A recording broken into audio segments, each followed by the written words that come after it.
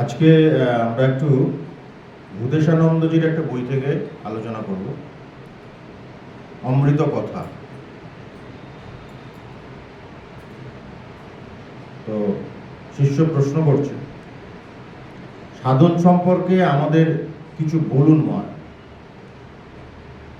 এই ভূতেশানন্দজির কাছে কিন্তু ভগবান দীক্ষা নেওয়ার অনেকবার ইচ্ছা প্রকাশ করেছিলেন, বুঝতে পেরেছেন? জানেন কি?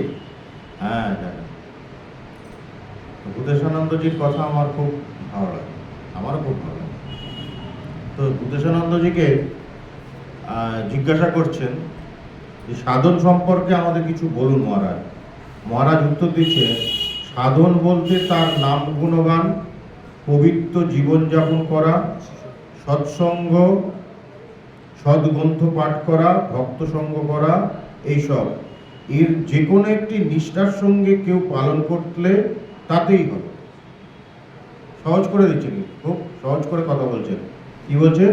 যে সাধন বলতে তার নাম গুণকীর্তন করা, তার নাম গুণকীর্তন করা, পবিত্র জীবনযাপন করা, সৎ গ্রন্থ পাঠ করা, ভক্ত সঙ্গ করা, ঈশ্বর, এইসব। এর যে কোনো একটি নিষ্ঠার সাথে কেউ যদি করে তাতেই হবে। এছাড়া জপ ধ্যান তো আছে, প্রতিদিনের আমরা যে জপ ধ্যান করি এটাও কিন্তু করতে বলছেন। শাস্ত্রে বলে স্থিতপক্ষের লক্ষণ যা, তাতে উন্নীত হওয়ার একমাত্র পথ হচ্ছে সাধনা। ভগবানকে ভাবতে ভাবতে মানুষ ভগবানের মতোই হয়ে যায়। এটাই জানবে যে তার কথা চিন্তা করতে করতে মানুষ তার মতন হয়ে যায়। গীতায় শঙ্করা ভাষ্যে আছে, অধ্যাত্ম শাস্ত্রে সর্বত্রই উপলব্ধি প্রাপ্তির ব্যক্তির গুণগুলি। তা যাই হোক না কেন, অনুগামী মানে আধ্যাত্মিক অনুগামী সাধকের জন্য অনুশাসন বলা হয়, কারণ এই বৈশিষ্ট্যগুলি, আধ্যাত্মিক বৈশিষ্ট্যগুলি প্রচেষ্টার ফলস্বরূপ। শঙ্করাচার্য বলছেন, সর্বত্র এব হি অধ্যাত্ম শাস্ত্রে কৃতার্থ লক্ষণাদি জানি, তানি এব সাধনাদি উপদিশ্যন্তে যত্ন সাধ্যতা জানি, যত্ন সাধ্যানি সাধনানি লক্ষণানি চ ভবন্তি তানি। জপ ধ্যান করাকেই সাধন বলে কি? খুব সুন্দর সুন্দর প্রশ্ন। এই প্রশ্নগুলো কিন্তু আমাদের মধ্যে অনেক সময় আসে, কিন্তু উত্তরগুলো ঠিক মতন আমরা পাই না। তো মহারাজ সেইভাবে ব্যাখ্যা করছেন। মহারাজকে বলা হলো, জপ ধ্যান করাকে কি সাধনা বলে?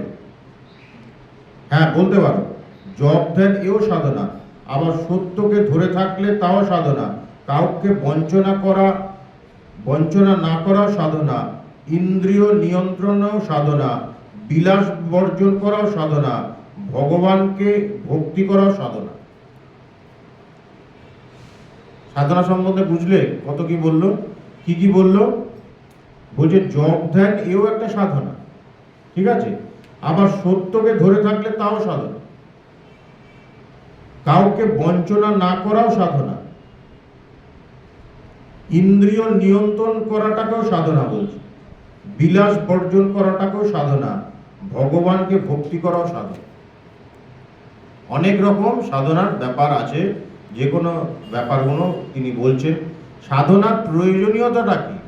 সাধনা কেন করতে হবে? সেই জন্য বলছেন সাধনার প্রয়োজনীয়তাটা কি? সাধনা অর্থাৎ অভ্যাস। প্রতিদিন এই যে আমরা প্র্যাকটিস করি, ঈশ্বরীয় আলোচনা করছি, এটা কিন্তু আমাদের করতে হবে। এই অভ্যাসটা না করলে আমাদের মন কিন্তু নিম্নগামী হবে, আমরা বিষয় চিন্তায় মগ্ন হয়ে পড়ব, আমরা সংসারের মধ্যে ডুবে যাব। সেই জন্য বলছে এটার প্রয়োজনীয়তাটা কি? বলছে অভ্যাস। কোনো আদর্শকে প্রাপ্ত করার চেষ্টাই হলো সাধনা। কোনো আদর্শকে প্রাপ্ত করার চেষ্টাই হলো সাধনা। কেউ সঙ্গীত বিদ্যায় অভ্যাস করে সঙ্গীতজ্ঞ হয়, সঙ্গীত বিদ্যায় অভ্যাস করে সঙ্গীতজ্ঞ হয়। কেউ দৈহিক ব্যায়াম করে দৈহিক দিক দিয়ে বলবান হয়। দেখা যাচ্ছে কি সুন্দর যে সাধনার কিন্তু এক একটা ভাবে এক এক রকম ভাবে সাধনা করা যেতে পারে। কেউ সঙ্গীতজ্ঞ হতে গেলে সাধনায় তাকে সঙ্গীত নিয়েই সবসময় প্র্যাকটিস করতে হবে। আবার কেউ যেমন জিমে যায়, শরীর চর্চা করে, দেখবে দারুণভাবে তার শরীরটা দেখা যায়, হ্যাঁ, কিছুদিন বাদে দেখবে। তো তাকে কি করতে হয়? দৈহিক দিক দিয়ে বলবান হয়, সেটা দেখা যায়, প্র্যাকটিস করতে হয়। তেমনি ভগবানের জন্য সাধনা করলে ভগবান লাভ, একদম পরিষ্কার কথা। ভগবানের জন্য সাধনা করলে ভগবান লাভ হবে। সমস্ত সাধনার মধ্যে ঈশ্বর লাভ করাই সাধনার শ্রেষ্ঠ সাধনা। ঈশ্বর সাধনাই হচ্ছে শ্রেষ্ঠ সাধনা। তুমি যাই করো না কেন, সঙ্গীত বলো, ব্যায়াম বলো, যাই কিছু করো না কেন, সাধনা যাই কিছু করো না কেন, কিন্তু ভগবান লাভ করাই ঠাকুর যেমন বলছেন জীবনের উদ্দেশ্য ঈশ্বর লাভ, তেমনি এখানেও তাই বললেন স্বামীজি, যে সাধনার মধ্যে শ্রেষ্ঠ সাধনা হলো ভগবান লাভ করা। সমস্ত সাধনার মধ্যে ঈশ্বর লাভ করবার সাধনাই হচ্ছে শ্রেষ্ঠ সাধনা। প্রথমে আমাদের একটি লক্ষ্য বা উদ্দেশ্য ঠিক করতে হবে। ভগবান লাভ যদি উদ্দেশ্য হয়, তবে লক্ষ্যে পৌঁছতে হলে সাধনা ছাড়া উপায় নেই। যদি ভগবান লাভ করা আমার উদ্দেশ্য হয়, তাহলে যতক্ষণ না সেই লক্ষ্যে পৌঁছচ্ছি ততক্ষণ আমাকে কিন্তু থেমে থাকলে হবে, আমাকে উঠে পড়ে লাগতে হবে। কিন্তু পৌঁছতে হলে আমার সাধনা ছাড়া উপায় নেই। সাধনা না করলে মনের বা আধ্যাত্মিক শক্তি পাওয়া যায় না। অতএব এই ধরনের শক্তির অভাবে ভগবান লাভ হয়। মনের স্ট্রেংথ লাগবে, মনের শক্তি লাগবে। দিনের পর দিন ভগবানের জন্য সাধনা করতে করতে সাধক ভগবানের মতন শুদ্ধ, তার মতন পবিত্র হয়ে যায় এবং সাধকের মধ্যে ভগবত সত্তা প্রকাশ। দিনের পর দিন এটা প্র্যাকটিস করতে বলছে। দিনের পর দিন প্র্যাকটিস করতে করতে কি হবে? মনটা শুদ্ধ হবে, মনটা শুদ্ধ হবে। সেই জন্য মনকে শুদ্ধ করা ভীষণভাবে প্রয়োজন। মনকে শুদ্ধ করা ভীষণভাবে প্রয়োজন। মন শুদ্ধ না হলে কিন্তু ঈশ্বর লাভ হবে না। হ্যাঁ, সব কিছু চাই, কিন্তু মনের শুদ্ধতা কিন্তু আসল। যে আমি সব কিছু করছি কিন্তু মনটা আমার পরিশুদ্ধ হচ্ছে না, মনটা আমার শুদ্ধ করতে হবে। এই শুদ্ধটা হবে কি করে? এই সাধনা করতে করতে শুদ্ধ হবে, পবিত্র হবে। ভগবানের মতো শুদ্ধ পবিত্র হয়ে যায় এবং সাধকের মধ্যে ভগবত সত্তার প্রকাশ পায়। সোনার উপর ময়লা পড়ে থাকলে সোনাকে প্রথমে চেনা যায় না, কিন্তু ময়লা পরিষ্কার করলে বোঝা যায় কি সোনা। সোনা যখন মানে সেই খনি থেকে বার করা হয়, তখন অনেক কিছু প্রসেসিং এর মাধ্যমে তো হয়তো সোনা, আসল সোনাটা পাওয়া যাবে। তো তেমনি এখানেও তাই, যে আমাদের মনের উপর অনেক বিষয়ের ময়লা পড়ে থাকে, বিষয়ের আবরণ পড়ে থাকে। সেই আবরণ সরাতে হয়। গুরু কি করেন? এই আবরণগুলো সরিয়ে দেন, এই আবরণগুলো তিনি সরান। সেই জন্য বলছেন যে ময়লা পরিষ্কার করলে বোঝা যায় এটি সোনা, তেমনি মানুষের মনের ময়লা দূর করে তার ভিতরে দেবত্বকে জাগ্রত করার জন্য সাধনার প্রয়োজন। এই যে আমাদের পশুত্ব থেকে মনুষ্যত্ব, মনুষ্যত্ব থেকে দেবত্ব যে আমাদের উন্নত, আমাদের যে জার্নি, এর জন্য কিন্তু আমাদের বসে থাকলে হবে না। আমাদের কিন্তু সাধনার প্রয়োজন আছে। আমাদের মনের মধ্যেও ময়লা পড়ে আছে, তার কারণ মনের মধ্যে ময়লা আছে বলেই তো আমার, তুমি এখান থেকে অনেকে যায় দেখবে, সবাই কি ঈশ্বরের কথা চিন্তা করছে? হ্যাঁ, সংসারী মানুষরা সবাই কি ঈশ্বরের কথা ভাবছে, সবাই কি চিন্তা করছে? তা কিন্তু করছে, সেটা কিন্তু কেউ করছে না। যারা করছে বুঝবে যে তাদের মধ্যে ঈশ্বরকে ডাকার একটা প্রবণতা এসছে, একটা তারা সৎসঙ্গ করছে, তারা প্র্যাকটিস করছে, যার ফলে তাদের ঈশ্বরকে জানার একটা ইচ্ছা হয়েছে, তর নামে রুচি হচ্ছে, যেটা বলি না, তর নামে রুচি। তেমনি মানুষের মনের ময়লা দূর করে তার ভেতরে দেবত্বকে জাগ্রত করার জন্যই সাধনা প্রয়োজন হয়। অন্তর থেকে সাধনা না হলে তা কখনোই ফলপ্রসূ হতে পারে না। যে লক্ষ্য স্থির করে আদর্শ প্রাপ্তির জন্য আন্তরিকভাবে চেষ্টা করছে, তার সাধনার ফল হবে। লক্ষ্যে পৌঁছতে চায় যে, সে তার সমগ্র জীবন সেই দিকেই চালিত করবে। লক্ষ্যে পৌঁছতে গেলে সেই দিকে আমাকে চলতে হবে, নাহলে কিন্তু আমার ফলপ্রসূ হবে না। সাধনার জন্য কি তিতিক্ষার খুব প্রয়োজন? খুব ভালো ইম্পর্টেন্ট প্রশ্ন। তিতিক্ষাটা কি জানো? মানে কৃচ্ছতা সাধন করা, কষ্ট কষ্ট সহ্য করা। তো কিরকম বলছে দেখো, শোনো, খুব সুন্দর। খুব প্রয়োজন নেই, মহারাজ বলছে তিতিক্ষার খুব একটা প্রয়োজন নেই, তিতিক্ষা উপায় মাত্র, কিন্তু তিতিক্ষা কিন্তু উদ্দেশ্য না। এখানে উদ্দেশ্য কি তা দেখতে হবে। উদ্দেশ্য হলো মনকে বিচলিত হতে না দিয়ে সর্বদা ঈশ্বরে মন রাখা। তিতিক্ষার দুটো দিক আছে।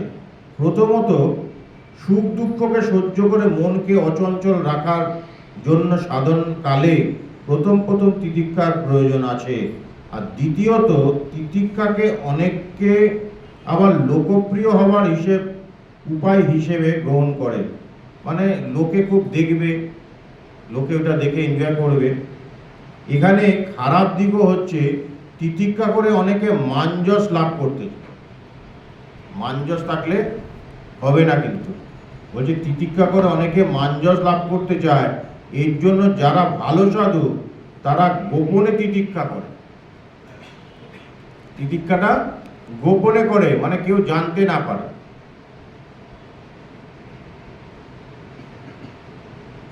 আমি যখন উত্তরকাশীতে ছিলাম তখন সেখানে একজন সাধু থাকতেন, সবাই তাকে খুব শ্রদ্ধা ভক্তি করতেন। তার সম্বল বলতে শুধু একটা চাদর, তার সম্বল বলতে শুধু একটা চাদর। উত্তরকাশীতে গেলে অনেক সাধুদের দেখবে ওখানে সাধনা করছে, যারা যারা গেছেন দেখতে পাবেন উত্তরকাশীতে। তার সম্বল বলতে শুধু একটা চাদর ছিল, আর কিছুই ছিল না। তিনি চারদিকটা খুব ভালো পরিষ্কার রাখতেন। তার দেহ চাদরটিকে দিয়ে আবৃত থাকতেন সর্বদা। একদিন নবাগত একজন সাধু এসে তার কাছে থাকবার জায়গা চাই, কুঠিয়ার খোঁজ করলেন।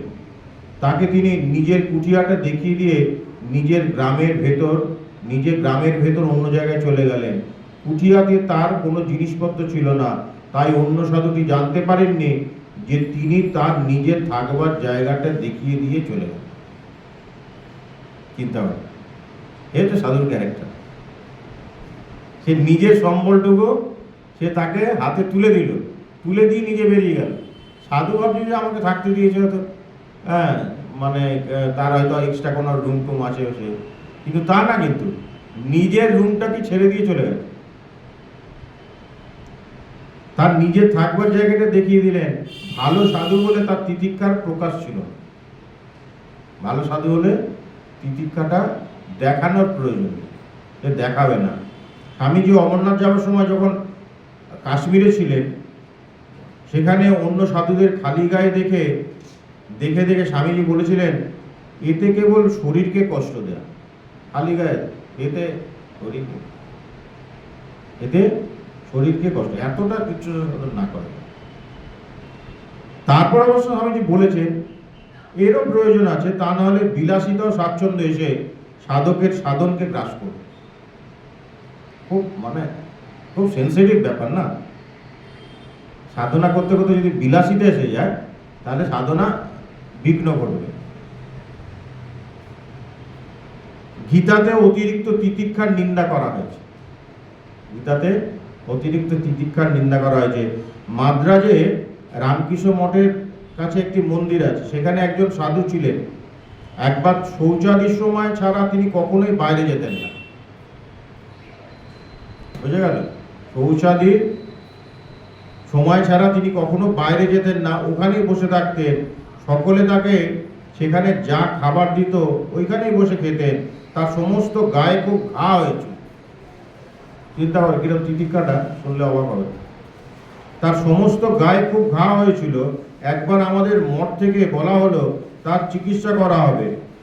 চিকিৎসার জন্য তাকে রামকৃষ্ণ মিশনের হাসপাতালে যেতে হবে বলা হলো। তিনি চিকিৎসা করাবার জন্য কিছুতেই আশ্রম ছেড়ে গেলেন না। এই হচ্ছে তিতিক্ষা, মানে ঘা হয়েছে, ও ঘা যে ওখানে আছে থাক, তারাও, এটাও এক ধরনের তিতিক্ষা। সাধক যে এগোচ্ছে তার ঠিক মাইলস্টোনটা কি? আমাদের মনে এগুলো আসে, কিন্তু এই প্রশ্নগুলো আসে যে আমি যে আধ্যাত্মিক পথে চলছি, আমি কি এগোচ্ছি ঠিক মতো? এই প্রশ্ন আসে কিনা? এই প্রশ্ন কিন্তু আসে। এখানে কৃষ্ণ বলছেন যে বিষয় বাসনা ত্যাগ করে তার কাছে যে ভক্ত নিজেকে অর্পণ করে, ভগবান সেই ভক্তের হৃদয়ে বিরাজ করেন। সেই আনন্দ সুখ কোনো বিষয়াসক্ত ব্যক্তি অনুভব করতে পারে না। ভগবানের ভাগবতের একাদশ স্কন্ধে আরো কয়েক জায়গায় এই মাইলস্টোনের উল্লেখ আছে। এই বিষয়ে তিনটি প্রধান লক্ষণ আমাদের মনে রাখা দরকার। আমরা যে এগোচ্ছি এটার জন্য তিনটে প্রধান লক্ষণ বলছে জেনে রাখা আমাদের দরকার। প্রথমটা কি? ভগবানের প্রতি ক্রমশ অনুরাগ বাড়ে, ভগবানের প্রতি ভালোবাসা বাড়ে। মানে একদম ছুটে ছুটে ভগবানের জন্য আসা, ভগবানকে নিয়ে থাকা, হ্যাঁ, ভগবানের জন্য কখনো কাঁদছি, কখনো আনন্দ করছি, কখনো তন্ময় হয়েছি, কখনো ধ্যানস্থ হচ্ছি। সবটাই কিন্তু নিজের উপর নির্ভর করছে। সেই জন্য বলছেন যে ভগবানের প্রতি ক্রমশ অনুরাগ বাড়বে, সংসারের প্রতি আকর্ষণ কমবে। এটা কিন্তু একটা আমাদের লক্ষ্য রাখার ব্যাপার আছে, যে আমাদের আকর্ষণটা কমছে না বাড়ছে। মানে অন্য কোনো কারণে আকর্ষণ কমছে কি বাড়ছে না, আধ্যাত্মিক জগতে যেতে গিয়ে আমার আকর্ষণ কমছে না বাড়ছে, এইটা কিন্তু আমার লক্ষ্য রাখতে হবে। এটা লক্ষ্য রাখতে হবে। এই লক্ষণগুলো বলছেন কিন্তু স্বামীজি, এই লক্ষণগুলো হওয়া প্রয়োজন। প্রথমটা কি বললো? যে ভগবানের প্রতি ক্রমশ অনুরাগ বাড়বে। দ্বিতীয় বলছে সংসারের প্রতি আকর্ষণ কমবে। আর তৃতীয় বলছে ভগবত তত্ত্ব ক্রমশ পরিস্ফুট হবে। মানে ভগবানের ব্যাপারে আরো বেশি করে তার কাছে জিনিসটা ক্লিয়ার হবে। বিচার না করলেও চলবে, ভগবানের স্বরূপ আপনি প্রতিভাত হয়ে সংশয়ের নিবৃত্তি হবে। ভগবান আছেন এবং তিনি নিত্য, এই বিশ্বাস মানুষের মনে একবার দৃঢ় হলে তার সমস্ত জীবন ধারণ বদলে যায়। সমস্ত জীবন ধারণটা বদলে যাবে, যে ভগবান আছেন। ঠাকুর বলছেন, খুব সুন্দর একটা জায়গা বলছিলাম, শোনো ভালো করে, শুনছো? হ্যাঁ, ঘুমিয়ে পড়বে না, ঘুমিয়ে পড়লে হবে না, ঘুমিয়ে পড়লে হবে না। ঘুম আর ধ্যানের মধ্যে কিন্তু তফাৎ আছে কি না? ঘুম হচ্ছে টুই টুই করে পড়বে, আর একদম টুই টুই করে, এইটা হচ্ছে ঘুম। ধ্যানে হলে একদম স্ট্রেট থাকবে, স্ট্রেট বসে, আর এদিক ওদিক হবে না, নড়বেও না, নিচের দিকে নামবে না। এই জন্য ধ্যান করতে করতে অনেকে দেখবে যে মনে হচ্ছে গভীর ধ্যান করছে, কিন্তু ঘাটটা নিচের দিকে পড়ে আছে, তাহলে কিন্তু ধ্যান ওটা হচ্ছে না। ওটা কি হবে? ওটা ধ্যান হয়ে যাচ্ছে। ধ্যান মানে না ঘুম না ধ্যান, দুটোর একটা হ্যাঁ অক্ষর নিয়ে ওটা হচ্ছে ধ্যান। মানে ধ্যানে আলো আর ঘুমের মনে আলো, ধ্যান। তো সেই জন্য বলছে, শোনো ঠিক করে কি বলছে ঠাকুর। বলছেন একজন চুরি করতে যেখানে গিয়েছে তার পাশের ঘরে সোনা আছে। খুব ইম্পর্টেন্ট, খুব ইম্পর্টেন্ট গল্প, অল্প ছোট গল্প কিন্তু খুব ইম্পর্টেন্ট। যেখানে চুরি করতে গেছে চোরটা, তার পাশের ঘরে সোনা আছে, সে জানতে পেরেছে। তখন চোর কি চুপ করে বসে থাকবে? সে ছটফট করবে কিনা, যে কতক্ষণে আমি ওই পাশের ঘরটাতে যাব, করবে কিনা? পাশের ঘরে ঢুকে সোনা নেবার জন্য সব রকম ভাবে চেষ্টা করছে, যে এনিয়াও আমাকে পাশের ঘরে ঢুকতে হবে সোনাটা নেবার জন্য। ভগবানের জন্য ঠিক তেমনি তীব্র ব্যাকুলতা লাগে, তবে বোঝা যাবে তিনি একমাত্র পরমার্থ, তিনি আমার আসল জিনিস। তাকে পাওয়ার জন্যই আমি এতদিন ধরে ছটফট করছি। আমি জানতে পেরেছি তিনি এখানেই আছেন, সেই জন্য তাকে পাওয়ার জন্য উঠে পড়ে লাগতে হবে। বৈষ্ণবরা সখ্য দাস্য মধুর এসব ভাব নিয়ে সাধনা করেন কেন? দাস্য সখ্য বাৎসল্য মধুর এগুলো সব মানবীয় সম্বন্ধ। বৈষ্ণবরা ভগবানের সঙ্গে বিভিন্ন মানবিক সম্পর্ক স্থাপন করে সাধনা করে, মানবীয় সম্পর্ক স্থাপন করে সাধনা করেন। কারণ মানবিক সম্বন্ধ স্থাপন করলে ভক্তের কাছে তা সহজবোধ্য হয়।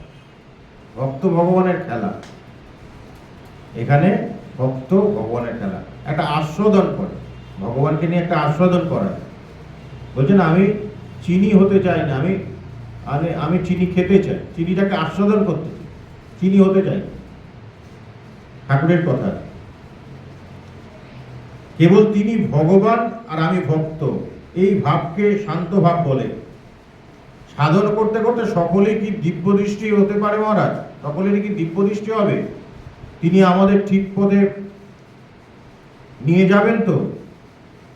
বলছে সাধনা করতে করতে সকলেরই কি দিব্য দৃষ্টি হতে পারে মহারাজ? তিনি আমাদের ঠিক পথে নিয়ে যাবেন তো? হ্যাঁ, তোমার প্রতি তার কৃপা হলে হবে। ঈশ্বরের জন্য ব্যাকুল হও, তীব্র ব্যাকুলতা থাকলে তিনি তোমাকে ঠিক পথে নিয়ে যাবেন। ব্যাকুলতা যদি ঠিক থাকে, ভগবানকে লাভ করার জন্য আমি একদম উঠে পড়ে লেগেছি, মানে আমি ছটপট করছি, তাহলে তোমাকে ঠিক পথে সে নিয়ে যাবে, ঠিক পথে তিনি নিয়ে যাবেন। শান্তভাবে কে সাধনা করেছেন? নারদ শান্তভাবে সাধনা করেছেন। দাস্যভাবে কে সাধনা করেছেন? হনুমান দাস্যভাবে সাধনা করেছেন। ভগবানের সঙ্গে সখ্যভাবে কারা সাধনা করেছেন? ব্রজবাল, গোপীরা, ব্রজর রাখালরা। বাৎসল্যভাবে কৃষ্ণের পালক পিতা নন্দ যশোদা, আর মধুরভাবে রাধা, মধুরভাবে শ্রী রাধা প্রমুখ গোপীরাও সাধনা করেছেন। শ্রীকৃষ্ণ বলছেন কেবলমাত্র অনুরাগের দ্বারা ব্রজগোপীগণ, গো সকল, জমালার্জুন প্রভৃতি বৃক্ষ, হরিণ সকল, কালীয় প্রভৃতি নাগ এবং আরো অনেকে অল্প বুদ্ধি পানে কৃতার্থ হয়ে আমাকে লাভ করেছিল। কিভাবে সাধনা করব মহারাজ? সাধনাটা আমি করব কি করে? মহারাজ তখন বলছেন নিয়মিত জপ করবে, তারপর তার কথা সর্বদা চিন্তা করবে। জপ করে অস্থির মন স্থির করা যায়। জপ করতে হলে মনে যান্ত্রিকভাবে জপ করছি তা নয়, ভাবের সঙ্গে জপ করতে হবে। যান্ত্রিকভাবে করলে হবে না, যে আমাকে গুরুদেব 108 বার জপ করতে বলেছে, আমি যান্ত্রিকভাবে কোনো রকমে করে অফিস যেতে হবে না, তাহলে তাড়াতাড়ি করছি, কাজে যেতে হবে, দোকান খুলতে হবে, হ্যাঁ দোকান খুলতে হবে, অফিস যেতে হবে, নাহলে হবে না। আমি কোনো রকমে গুরুদেবের দেওয়া 108 বার জপ করতে বলেছে, গান পাঠ কোনো রকমে ঠিক মতন করলাম কি জানি না, হ্যাঁ করে পরে বলছি এটা করতে হবে। তো সেই জন্য বলছেন যে নিয়মিত জপ করবে, তারপর সর্বদা তার চিন্তা করবে। জপ করে অস্থির মনকে স্থির করে। অস্থির মন যখনই হবে তখন জপ করবে,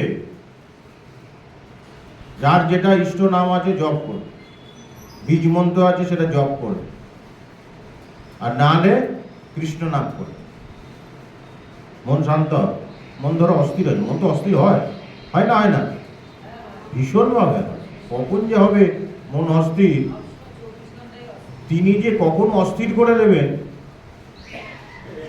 তার খেয়াল, তার মহামায়ার রাজ্য না, তিনি কখন যে মানে আমাকে অস্থির করে দেবেন। সেই জন্য বলছেন অস্থির মনকেই জপ করতে করতে শান্ত করা যায়। জপ করতে হলে হয় বলে যান্ত্রিকভাবে জপ করছি তা নয়, ভাবের সঙ্গে জপ করতে হয়। তাকে আপনার বলে মনে করে তার নামে যে রস আছে সেই রসস্বাদন করে জপ করতে হয়, তবেই ঠিক হবে। জপ ধ্যান সৎসঙ্গ সদ্গ্রন্থ পাঠ, কি বলছে? জপ ধ্যান সৎসঙ্গ সদ্গ্রন্থ পাঠ, এই সবই করতে হবে। ভাবলে যে কি করে আমি এই দিনটি, ভাববে যে কি করে আমি এই দিনটি কাজে লাগাবো। একটা দিন তোমাকে দিয়েছে ভগবান, এই দিনটা সারাদিন আমি কিভাবে কাজে লাগাবো। এবং একটা জিনিস আমরা যদি লক্ষ্য করি, আমরা সারাদিন যে কাটালাম, আজকে সেই সকাল থেকে ওঠা পর্যন্ত রাত্রি ঘুমানোর আগে পর্যন্ত, আমাকে একটা জিনিস আমি নিজেকেই নিজে লক্ষ্য করা, তাই না? নিজেকেই নিজে লক্ষ্য করতে হবে যে আমি কতক্ষণ ভগবানকে নিয়ে কাটিয়েছি। এই যে 24 ঘন্টা কাটালাম, 24 ঘন্টার মধ্যে আমি বাদ দিলাম 6 ঘন্টা কাটালাম, 18 ঘন্টা, 18 ঘন্টাই হচ্ছে তো। তা 18 ঘন্টা আমি ভগবানকে নিয়ে কতক্ষণ, কত ঘন্টা কাটি? নিজের কাছেই নিজের প্রশ্ন। অন্যদিকে আমার তাকানোর দরকার নেই। আমি নিজেকেই যদি প্রশ্ন করি যে 18 ঘন্টার মধ্যে 6 ঘন্টা তো আমি বাদ দিলাম 24 ঘন্টার মধ্যে, এই 18 ঘন্টা, এই 18 ঘন্টার মধ্যে আমি কতক্ষণ ভগবানকে নিয়ে ছিলাম। আমার মনে হয় বেশিরভাগ মানুষ দেখবে যে ভগবানের পাল্লাটাই কম। তা আমার হবে কি করে বলো তো? আমরা যে বলি ভগবান পাচ্ছি না, ভগবানকে দেখছি না। এই কালকে আমি বলছিলাম না যে কেশব চন্দ্র বলছেন যে আমি এত সব কিছু করি, পড়াশোনা করি, হ্যাঁ, আমি ভগবানকে পাচ্ছি না কেন? হ্যাঁ, ঈশ্বরকে আমি পাচ্ছি না। বলছে এত লেকচার দিলে, এত মানে তোমার লোকমান্য থাকলে হবে না, তোমাকে লোকে মানছে খুব, বিরাট ব্যাপার। আমি হরিদাস পাল হয়ে গেছি যদি ভাবি আমি বিরাট, আমি একটা কেউ কটা ভাবছি নিজেকে অনেক কিছু বলছি আধ্যাত্মিক জগতের, কিছু না।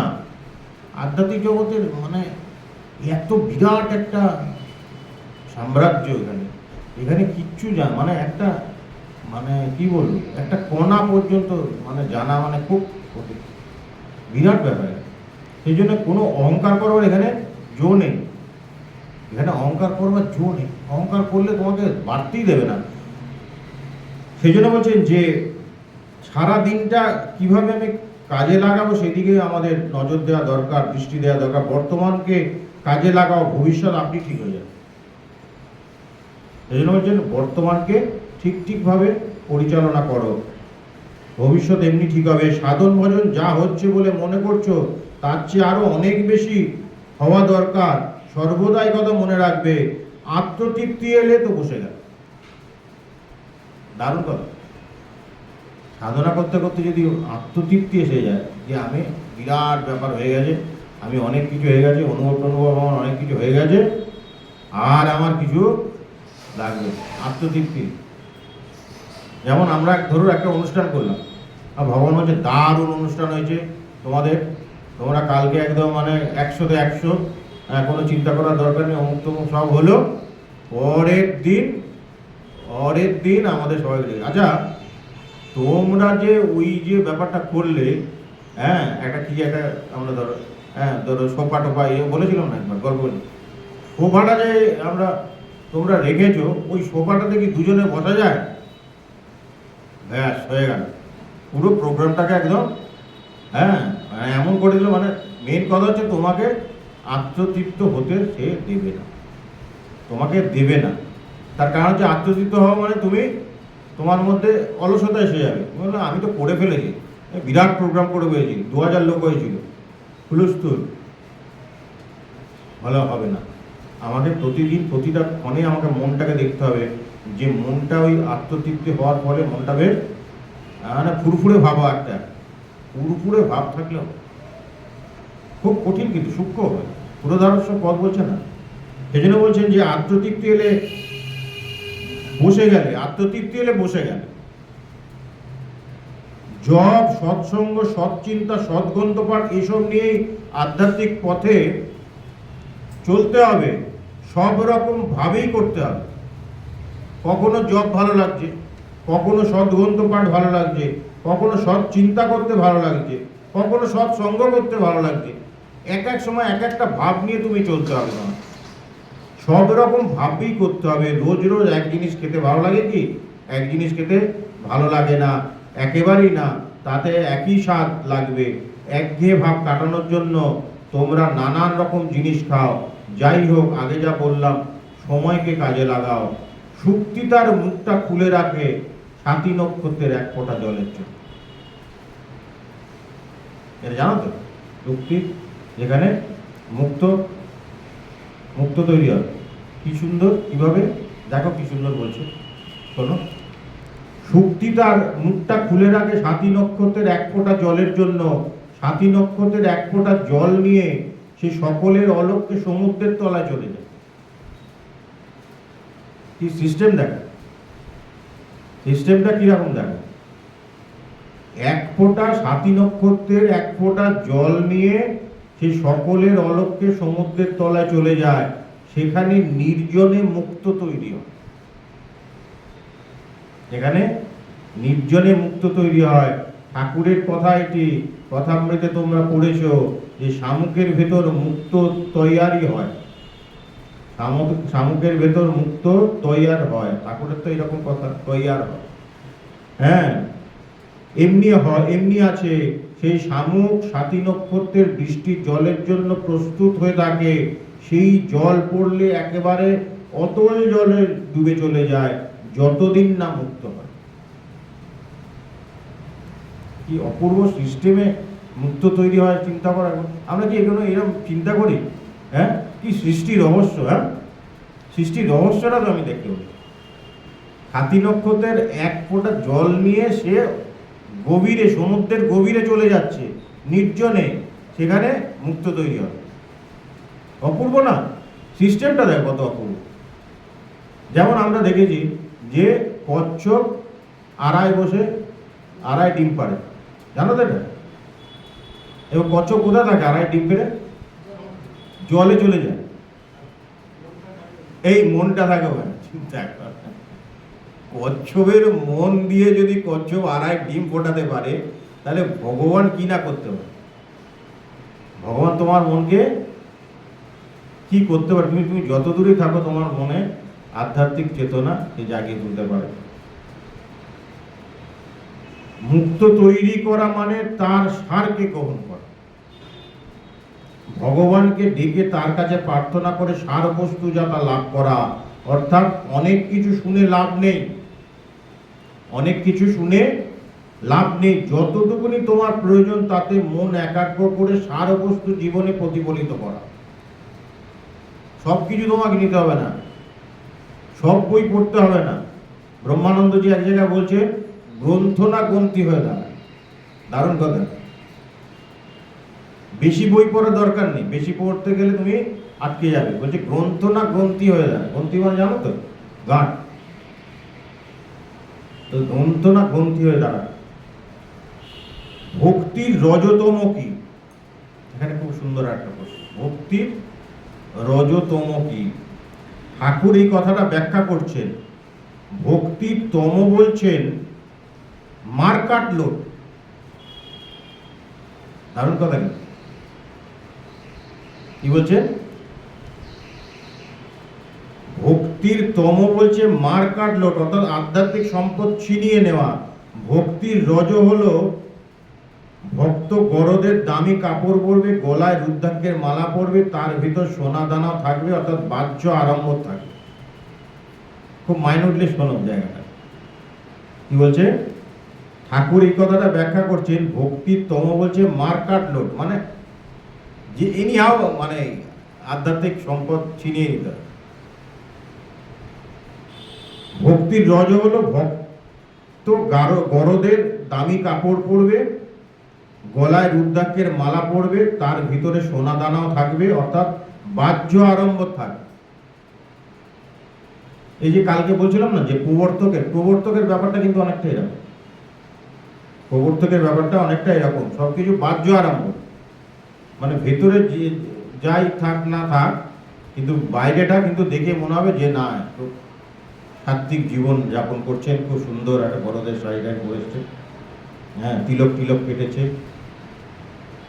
ভক্তির সত্য হলো অভ্যন্তরীণ, এটি ভিতর থেকে আসে। সত্যগুণটা ভিতর থেকে আসে, তার ভিতরে বাহ্যিক কোনো আড়ম্বর নেই। সত্যগুণের যে অধিকারী হবে তার বাহ্যিক কোনো আড়ম্বর নেই। এইসব ঠাকুর ব্যাখ্যা করছেন, এই বোঝা ভারী কঠিন। কে বলছেন? ভূতেশানন্দজি বলছেন। এই ঠাকুর ব্যাখ্যা করছেন এই বোঝা ভারী কঠিন। সেই জন্য আধ্যাত্মিক পুরুষের কথা আমাদের প্রথমে শুনতে হবে। আমি প্রায় বলি কি না যে ভগবান বলছে কি তোমরা বুঝতে পারলে একটা কথা বলার পর, তখন আমরা কি বলি? হ্যাঁ ভগবান, হ্যাঁ ভগবান। বলছে না না, তোমরা এটা শুনলে বুঝতে পারো না, বুঝতে তোমাদের অনেক টাইম লাগবে, একবারে বুঝতে যাওয়ার চেষ্টা করো না। সেই জন্য বলছেন ঠাকুর ব্যাখ্যা করছেন তো খুব কঠিন। সত্য হলো অভ্যন্তরীণ, এটা ভিতর থেকে আসে, তার ভিতরে বাহ্যিক কোনো আড়ম্বর নেই। এইসব ঠাকুর ব্যাখ্যা করছেন, এই বোঝা কঠিন। কথামৃত আছে, ভক্তি তমজার হয় তার বিশ্বাস জ্বলন্ত। দেখো কি বলছে, ভক্তির তমজার হয় তার বিশ্বাস কিন্তু জ্বলন্ত। ঈশ্বরের কাছে সেরূপ ভক্ত জোর করে যেন ডাকাতি করে ধন কেড়ে নেওয়ার মতো। মারো কাটো বাঁধো, এরূপ ডাকাত পরা ভাব। ভক্তির রজ থাকলে সে ভক্তের হয়তো তিলক আছে, রুদ্রাক্ষের মালা আছে, সেই মালার মধ্যে আবার একটি সোনা দানা আছে, যখন পুজো করে গরদের কাপড় টাপড় পরে পুজো করে। যে ভক্তের সত্যগুণ আছে সে ধ্যান করে অতি গোপনে, সে খুব গোপনে ধ্যান করে, সে হয়তো মশারির ভেতর ধ্যান করে। সবাই জানছে ইনি শুয়ে আছে, বুঝি রাত্রে ঘুম হয় নাই, তাই উঠতে দেরি হচ্ছে। বুঝতে দেয় না, বোঝা যায় না। ভক্তের অহংকার কি? ভক্তের অহংকার হয় কি না? বলছে ভক্তের অহংকার কি? আমি তার ভক্ত, এই হলো ভক্তের অহংকার। আমি ভগবানের ভক্ত। তবে এরকম অহংকার ভালো, এরকম অহংকার ভালো। ভক্তেরও কি ভক্তির ঐশ্বর্য থাকে? বিষয় থেকে নির্লিপ্ত হয়ে যাওয়া। ভক্তেরও কি ভক্তির ঐশ্বর্য থাকে? প্রশ্নটা এরকম যে ভক্তেরও কি ভক্তির ঐশ্বর্য থাকে? বিষয় থেকে নির্লিপ্ত হয়ে যাওয়া, ভগবানের চিন্তায় মগ্ন হয়ে যাওয়া, এগুলি হচ্ছে ভক্তির ঐশ্বর্য। নারদীয় ভক্তি বলতে কি বোঝায়? নারদীয় ভক্তি একটা বই আছে, খুব সুন্দর। নারদীয় ভক্তি মানে নিষ্কাম ভক্তি। নারদীয় ভক্তি মানে নিষ্কাম ভক্তি। নারদীয় ভক্তি ও শুদ্ধ ভক্তি একই। শুদ্ধ ভক্তি ও নিষ্কাম ভক্তি এর মধ্যে কোনো কামনা নেই। শুদ্ধ ভক্তি আর নিষ্কাম ভক্তির মধ্যে কোনো কামনা নেই। মনে রাখবেন, ঠাকুর যা বলেছেন, যখন শ্রী রামচন্দ্র নারদকে তার কাছ থেকে বর নিতে বললেন, নারদ তখন বলেছিলেন, রাম, আমার আর কি বাকি আছে, কি বর লব? তবে যদি একান্ত বর দিবেন, এই বর দাও, যেন তোমার পাদপদ্মে শুদ্ধ ভক্তি। আমার তো সব নিয়ে আছে, আমি তো তোমাকে পেয়ে গেছি, কিন্তু তুমি যদি আমাকে বর দিতেই চাও, তাহলে আমাকে এই বর দাও, যেন তোমার পাদপদ্মে যেন আমার শ্রদ্ধা ভক্তি থাকে। আর কি? তোমার ভুবনময়িনী মায়ায় আমাকে মুগ্ধ করে দিও। আমরা তো হিপনোটাইজ হয়ে যাই কিনা? আমরা সবসময় হিপনোটাইজ হয়েই থাকি। স্বামীজি বলছেন না যে আমি ডিহিপনোটাইজ করি, বলছে কিনা শিক্ষাগতের বক্তৃতা দিতে গিয়ে স্বামীজি এক জায়গায় বলছে না যে স্বামীজি আপনার কথাতে আমরা হিপনোটাইজ হই। স্বামীজি বলছে যে তোমরা তো হিপনোটাইজ হয়েই আছো, আমি তোমাদের ডিহিপনোটাইজ করছি। সেই জন্য বলছেন যে তোমার ভুবনময়িনী মায়ায় মুগ্ধ করে দিও না। তুমি তো মায়ায় মুগ্ধ করে দাও, আমরা মুগ্ধ করে দিই না। মানে মায়ায় মুগ্ধ হলে মানে আমি এই পথে এগোতে পারবো না। আমি তখন আমার করবো, আমার ছেলে, আমার স্বামী, আমার সম্পত্তি, আমার সব আত্মীয় স্বজন, আমি যুদ্ধ করব না। অর্জুন দেখছি কি না যে আমার সব আত্মীয় স্বজন, এদের সাথে আমি যুদ্ধ করব কি? তখন কৃষ্ণ কি বলছে? যে নিমিত্ত মাত্র ভব সব্যসাচী। তুমি শুধু নিমিত্ত মাত্র, তুমি শুধু যুদ্ধ করবে, সব কিছু আমি করে রেখেছি। কেননা তোমার যুদ্ধ করা তোমার ধর্মের মধ্যে পড়ছে, তোমার ধর্মের মধ্যে পড়ছে। তুমি ক্ষত্রিয়, তোমাকে যুদ্ধ করতেই হবে। এক ভক্তি বলতে কি বোঝায়? এক ভক্তি মানে একের প্রতি ভক্তি, মনটা একমুখী, যার একমাত্র ভগবানের দিকে মন থাকে, সে অসাধারণ ব্যক্তি।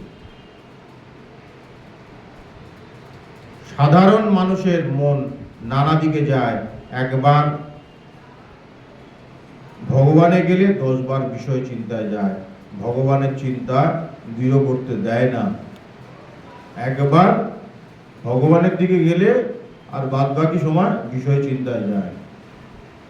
পাকা ভক্তি আর বিজ্ঞান কি? ভক্তি পাকা হলে তো সবই এক। পাকা ভক্তি যখন হয় তখন তা বিজ্ঞানী হয়ে যায়। ঠাকুর বলছেন, যার বিজ্ঞান হয়েছে সে দেখে যে তিনি এইসব হয়েছে। এখানে বিজ্ঞান বলতে সায়েন্স নয়, কিন্তু দেখো সব কিন্তু খুব সুন্দরভাবে ক্লিয়ার করে দিচ্ছে। এখানে বিজ্ঞান মানে সায়েন্স না, এখানে বিজ্ঞান মানে কি? বিশেষভাবে জানা। কি বলছে? যে পাকা ভক্তি হলে তো সবই এক, পাকা ভক্তি যখন হয় তখন বিজ্ঞানী হয়ে যায়। ঠাকুর বলছেন যার বিজ্ঞান হয়েছে সে দেখে যে তিনি এসব হয়েছেন। বিজ্ঞান মানে কি? যার নির্বিকল্প সমাধি, বিজ্ঞান। এই বিজ্ঞান বলতে সায়েন্স নয়, কিন্তু তিনি এইসব হয়েছেন এই রকম বিশেষ জ্ঞানকেই বলা হয়েছে। কি করলে ভক্তি হবে মহারাজ? ভক্তি করতে করতে ভক্তি হবে, ভক্তদের সঙ্গ করবে, জীবনকে পবিত্র রাখবে, ভগবানের নাম গুণগান করবে, তবেই ভগবান লাভ করতে পারবে। তার কাছে প্রার্থনা করবে, মনের সঙ্গে সংগ্রাম করবে, তাহলে ভগবানের প্রতি মন অবিচলিত থাকবে। ভক্তি লাভের উপায় হলো ভগবানের নাম গুণ করা, নির্জন বাস করা, সাধুসঙ্গ করা, তার চিন্তা করা, ভগবানের চিন্তা করা। সেই জন্যে সবসময় এইগুলো করলেই হবে।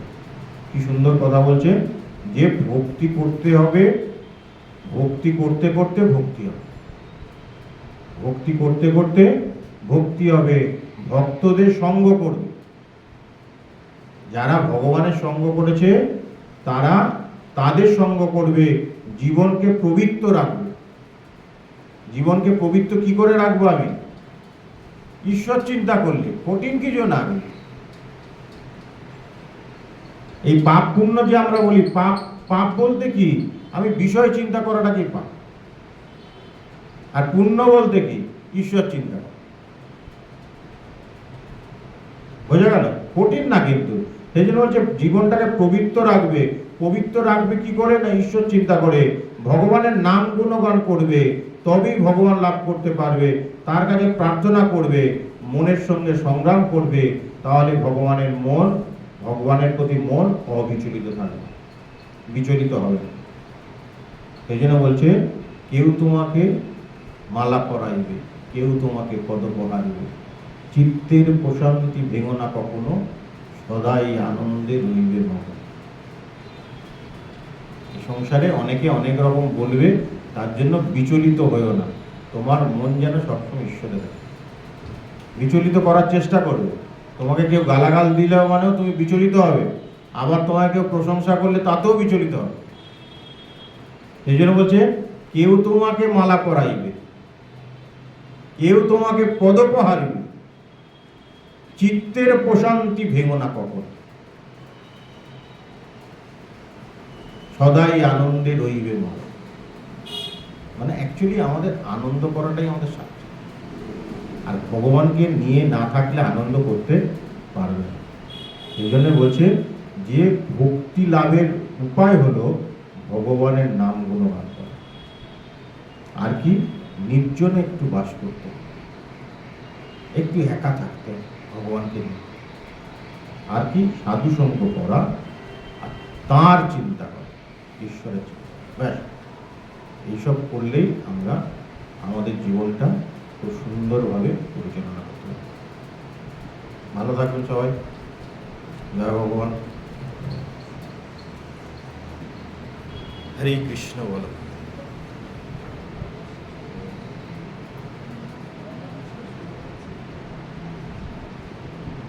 এটা তো